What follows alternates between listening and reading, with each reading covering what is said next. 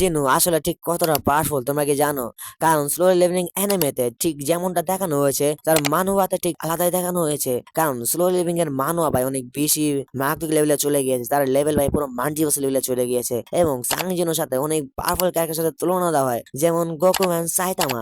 কিন্তু তারাও তার কাছে হার মেনে যায় শেষের দিকে। এবং দেখো তার কাছে আছে 10 মিলিয়ন শ্যাডো আর্মি, আর তার সাথে আছে বেরু মিলিয়ন এন্ড আমাদের সেনা, তোমার চিনে থাকবে হয়তো। এবং শেষের দিকে আমরা তাকে টাইম ট্রাভেলও করতে দেখেছি, কারণ রুলার্সরা তাকে এই পাওয়ারটাও দিয়ে রেখেছিল।